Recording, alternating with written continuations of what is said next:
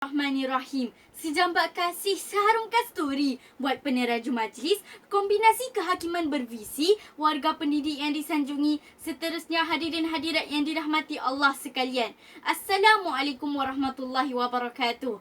Jasmani yang sihat mewujudkan umat yang kuat. Demikianlah mauduk syarahan saya pada hari ini. Sebelum lidah melanjutkan baik kata, sebelum bibir rancak berbicara, izinkan saya untuk mendefinisikan tajuk syarahan saya pada hari ini. Merujuk Kamus Dewan edisi keempat, secara literalnya, jasmani bermaksud tubuh badan, manakala sihat bererti tidak menghidap sebarang penyakit. Seterusnya, frasa mewujudkan pula ditafsir sebagai menjadikan, mengadakan atau melahirkan. Kemudian, umat pula membawa maksud seluruh rakyat atau sekalian manusia. Frasa kuat pula memberi makna, tidak lemah, bertenaga dan teguh. Konklusinya, jasmani yang sihat mewujudkan umat yang kuat bermaksud tubuh badan yang sihat melahirkan rakyat yang bertenaga dan teguh. Justeru, hari ini saya ingin bawa hadirin semua untuk menelusuri prakarsa untuk menjaga tubuh badan supaya kekal sihat sekaligus dapat mewujudkan rakyat yang kuat. Hadirin dan hadirat yang dirahmati Allah sekalian, ufuk minda saya yang pertama di bawah kata kunci pemakanan yang baik nadi kesihatan. Bagi mendapatkan jasmani yang sihat, perkara utama yang perlu difokuskan adalah makanan. Islam sangat menekankan perihal pemakanan. Merujuk dalil Al-Quran surah Al-Ma'idah ayat 88, A'udzubillahi minasyaitonirrajim. Wa kulu mimma razaqakumullahu halalan tayyiba. Dan makanlah makanan yang halal lagi baik dari apa yang Allah telah rezekikan kepadamu. Kalam Allah ini jelas memerintahkan untuk kita sebagai manusia mengambil makanan yang halal lagi baik. Lagi baik yang dimaksudkan adalah makanan yang suci, tidak bernajis, bermanfaat dan tidak membahayakan. Rasulullah SAW juga telah berikan saranan dalam aspek pemakanan. Antaranya dengan mengamalkan pemakanan yang sederhana, iaitu makan apabila lapar dan berhenti sebelum kenyang. Pengambilan makanan yang berlebihan akan mengundang pelbagai masalah kesihatan. Memetik kata-kata Imam Al-Ghazali yang mengumpamakan perut yang terlalu kenyang bagai pohon yang disiramkan air secara berlebihan. Batangnya akan rapuh dan akarnya akan mereput. Merujuk pakar dalam bidang sains pemakanan pula, mereka menyarankan untuk sentiasa mengambil makanan yang seimbang dan mengandungi zat mineral yang secukupnya. Seseorang yang tidak mengambil kira tentang pemakanan seimbang akan terdedah kepada risiko serangan pelbagai penyakit seperti diabetes, sakit jantung, hipertensi dan obesiti.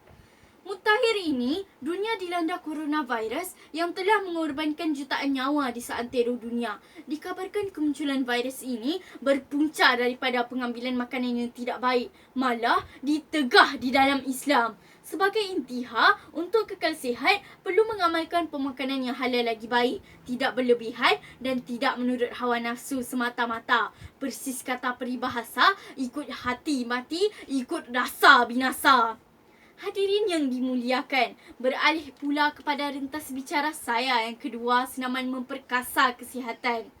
Aktiviti senaman amat penting untuk kesihatan setiap individu. Apabila kurang bersenam, seseorang berisiko untuk diserang pelbagai penyakit.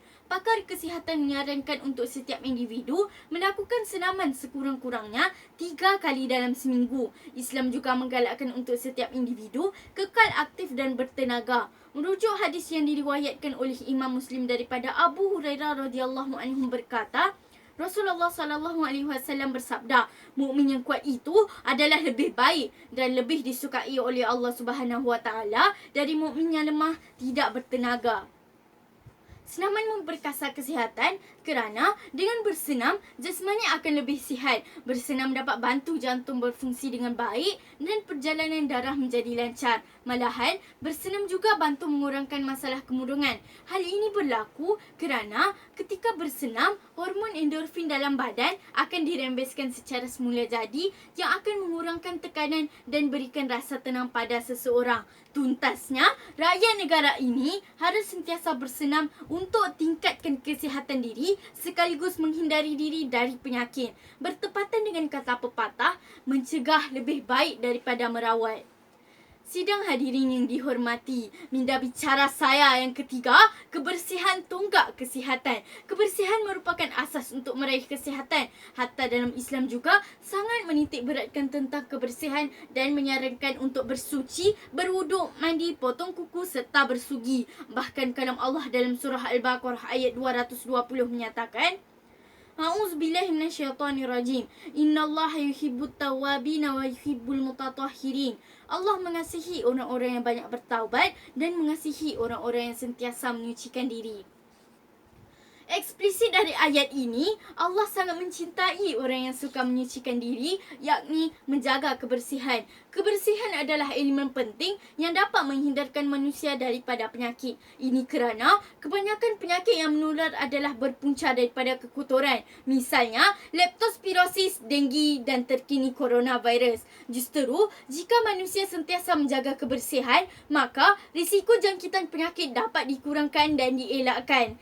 Sidang hadirin yang berwibawa, konklusinya, setiap individu perlu bertanggungjawab menjaga kesihatan diri secara total untuk mewujudkan umat yang kuat. Sementara situasi pandemik yang sedang melanda kini, rakyat Malaysia perlu berganding bahu mematuhi budaya norma baharu untuk menyekat penularan wabak ini. Memetik peribahasa Melayu, bersatu kita teguh, bercerai kita roboh. Maka, ayuh kita bersama menjaga kesihatan diri sekaligus dapat mewujudkan umat yang kuat. Akhir kalam dari saya, wabillahi taufiq wal hidayah. Wassalamualaikum warahmatullahi wabarakatuh.